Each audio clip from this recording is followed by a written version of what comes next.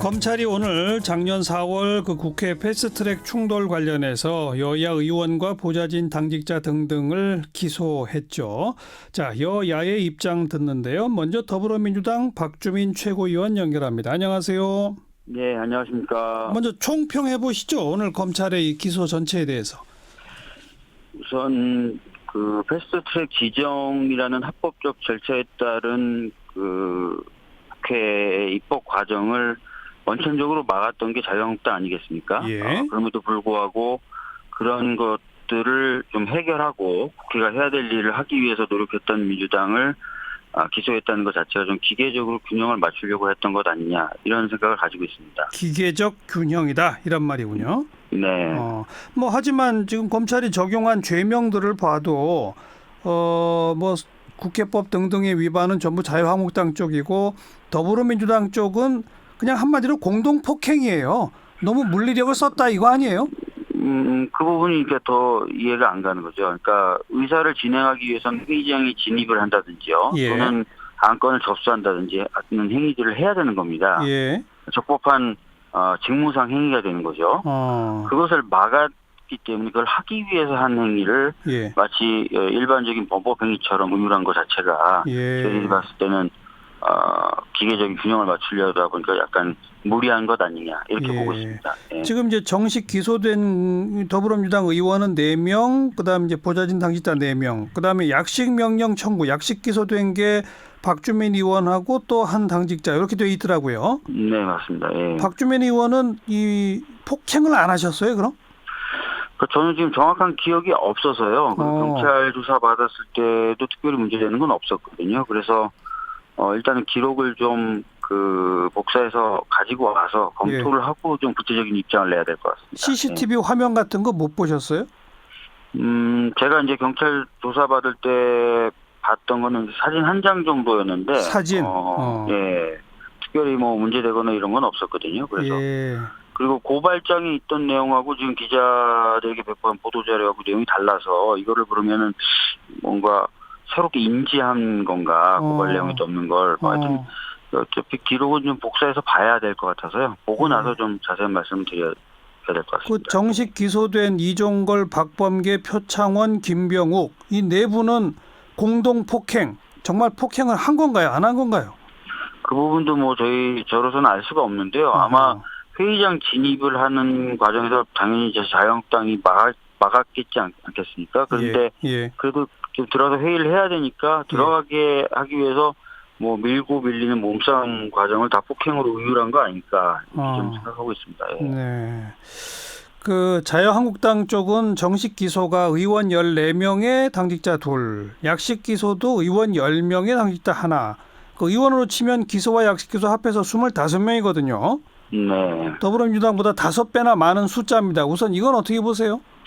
그러나 저희들이 문제가 있다고 생각했던 사람의 숫자는 대략 60명에 가까웠습니다. 60명? 그거에 비하면 굉장히 줄어든 것이고요. 어허. 제가 정확한 내용을 파악을 아직 못하고 있어서 이게 예. 틀린 말이 될 수도 있는데 예. 여상규 법사위원장님이나 이런 분들이 대상에서 제외됐다라는 이야기를 제가 들은 바가 있거든요. 예.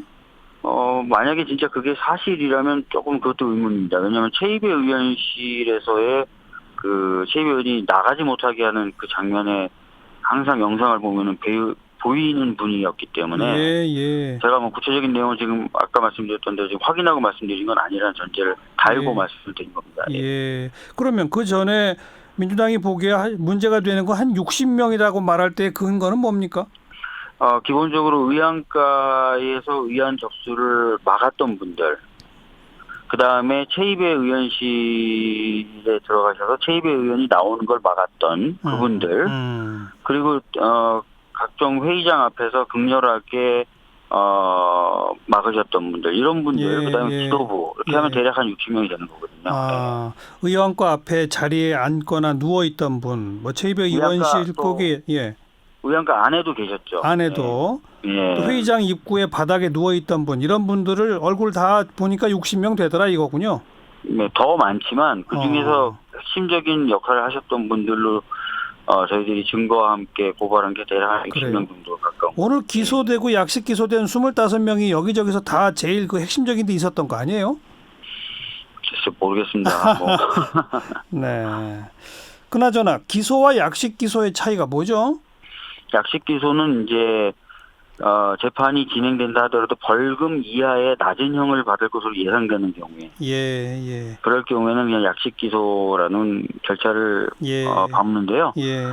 뭐 당연히 이제 약식 기소를 하더라도 무죄를 다투고 싶으면 정식재판 청구를 하게 됩니다. 그래서 예. 정식재판을 가게 되는 그런 절차들도 남아 있습니다. 예. 네. 정식 재판 청구를 하지 않으면 그냥 재판 절차 없이 판사가 벌금 얼마 하고 바로 선고해 버리는 그거군요.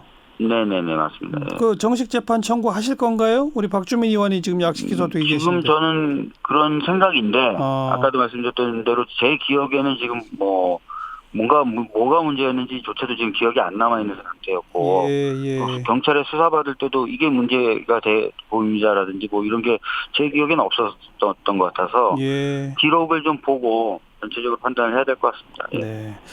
한마디로 기계적 균형 맞추려고 했다는 것이고 자유한국당에 대해서는 생각보다 약식 기소된 숫자가 너무 적다 이 말이군요. 네. 저 기소의 시점은 어떻게 보세요? 지금 공수처법 통과되고 검경수사권 조정법 처리 앞둔 이 시점을 선택한 건 어떻게 보세요?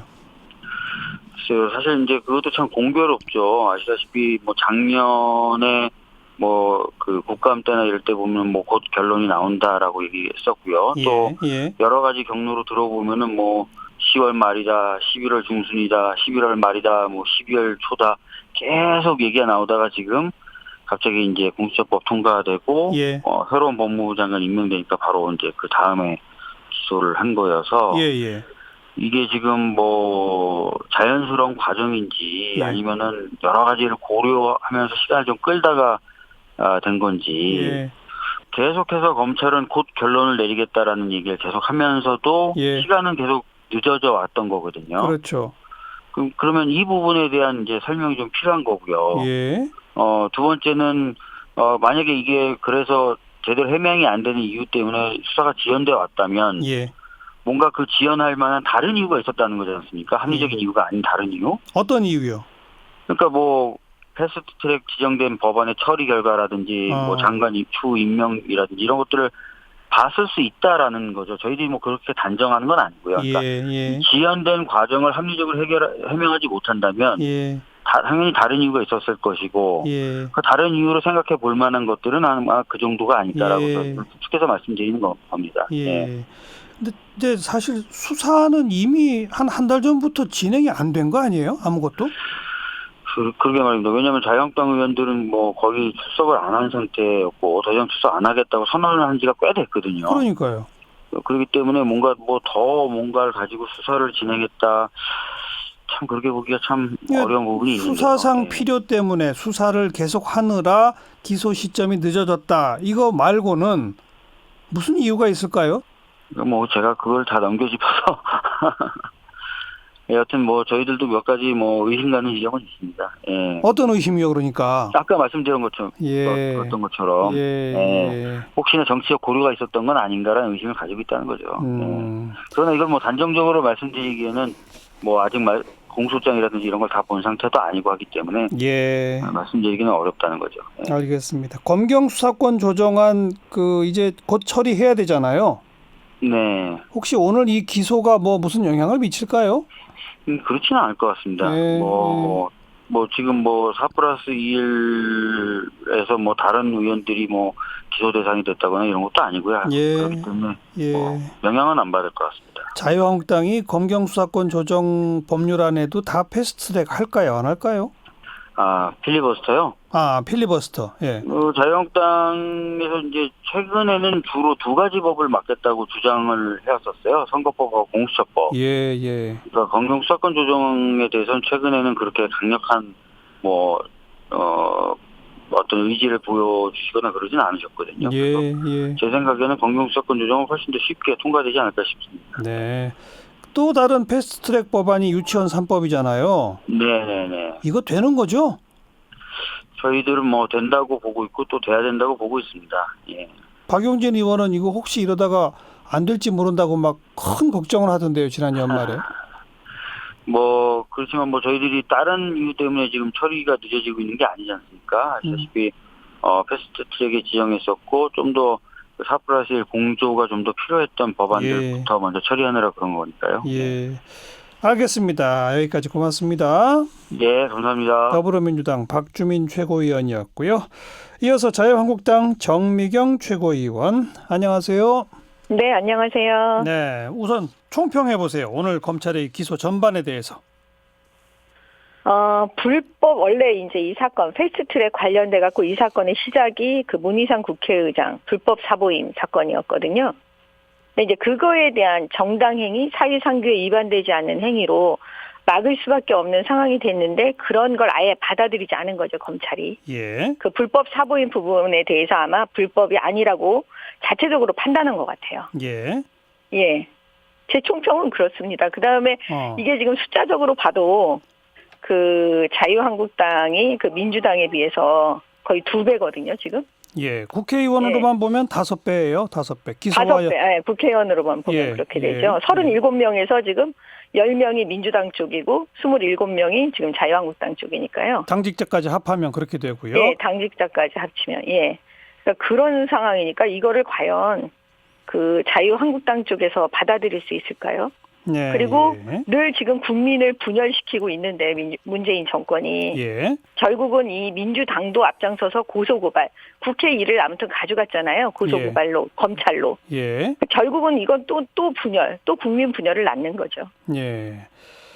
그런데 일단 국회 회의장 앞에 드러눕고 또 특정 의원 방에 가서 그 의원이 나가지 못하게 몸으로 막고 이런 건 다 사실 아닌가요? 지금 그 예를 들어서 이미자 의원 건이요. 예. 문희상 국회의장이 성추행했다라고 하는 그 부분에 그 CCTV가 다 있어요. 예. 그리고 이미자 의원의 고소고발 진술이 있잖아요. 예. 그런데 결론은 어떻게 됐냐면 문희상 의장의 성추행 의사가 없었다 이러면서 무혐의인 거예요. 예. 그럼 결국 그 상황을 판단하는 건 검사가 했을 거 아닙니까? 예. 그렇죠? 예. 그다음에 피의자의 얘기를 그대로 들어준 거예요. 예. 성추행 의사가 없었다. 그럼 앞으로 성범죄에 대해서 피의자가 변명하면 그 얘기를 듣고 다 그냥 들어주면 되겠네라고 생각할 수가 있는 거잖아요. 예. 조롱의 의도로 성추행을 했으면 성추행일까요? 성추행이 아닐까요? 조롱의 의도로 성추행을 했어도 성추행이에요. 그러니까 이런 부분에 대해서 아까 말씀하신 대로 예. 그 감금은 사실이 아니냐 이렇게 말씀드리면 제가 또 다시 이렇게 말씀드리는 거죠. 예. 이쪽 감금이 아니라고 말하는 사람들 자유한국당 국회의원들은 뭐라고 얘기를 하냐면 이렇게 말해요. 뭐라고요? 예, 예. 그 당시 그 방안에서 무슨 일을 했냐면 마술을 했대요. 마술. 민경욱 의원이 마술을 했대요. 예. 노른 거예요. 자기네들끼리. 예, 예. 근데 마술을 하면서 첫사랑 이름 알아맞추기 이런 거 했다는 거예요. 예, 예. 그러면 그게 감금의 의사가 있었느냐 없었느냐 할 때 한쪽에서는 그게 무슨 감금의 의사냐 서로 놀고 있었는데 아니, 최이배 이렇게 얘기하는 거예요. 의원이 그러다가 아무튼 나 나가겠다고 하니까 못 나가게 하신 거는 확인된 거 아닌가요? 이제 나가겠다고 할 때 예. 그거를 이런 식으로 한 거죠. 먼저 쇼를 먼저 했다는 거예요. 이건 자유한국당 국회의원 주장이에요. 예. 먼저 내려가면서 창문을 열고 나 감금당했다는 식의 어떤 액션, 예. 제스처를 보인 거예요. 예. 그럼 같이 있는 사람들이 좀 황당했을 거 아니에요. 여러 예. 가지로. 예. 예, 그 다음부터 이게 돌변해갖고 나가겠다 아마 이런 거니까 우리가 판단을 할 때 아까 문희상 국회의장의 성추행 의사가 없었다.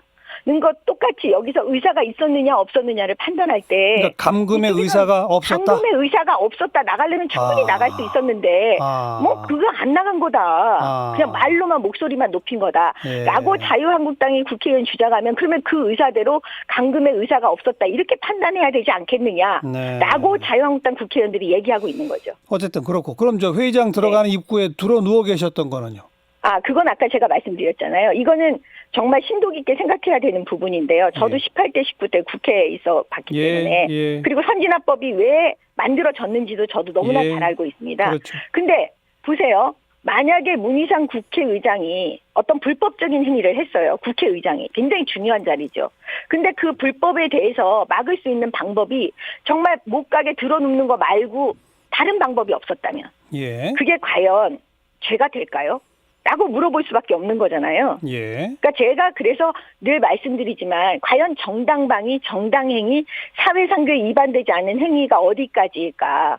근데 특히 국회는 정치적인 현장이에요. 예. 정치적인 현장에서 있었던 그 일을 검찰의 단계에 넘어가서 이거를 똑같은 폭행의 잣대로 지금 해서 기소할 수 있는가? 이건 생각해 봐야 되는 부분이라는 거죠.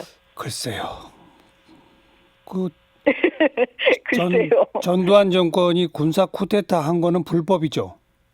근데 지금 군사 아니 그 쿠데타를 군사 쿠데타에 국회- 대해 저항하는 시위한 거는 그러면 잡아가서 처벌해도 됩니까?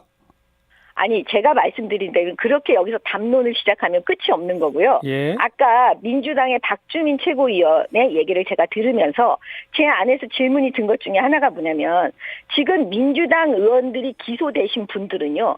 한 분 한 분 물리적인 폭력을 가했어요. 예. 그러니까 무슨 말이냐면 주먹을 휘두르거나 아무튼 신체적인 접촉으로 인해서 구타를 했거나 이래서 그 피해자가 있는 거예요. 공동 폭행 그런- 혐의 맞습니다. 예. 예, 그런 경우에 지금 이 기소가 된 사람들이고요. 예. 지금 예를 들어서 황교안 대표가 예. 지금 기소가 불구속 908 제일 무거운 죄로 지금 불구속 908이 돼 있어요. 예. 근데 다 아시겠지만 황교안 대표는 패스트트랙 그 사건의 상중이었어요. 부모님 상. 예. 예, 국회의원도 아니에요. 현장에도 없었어요.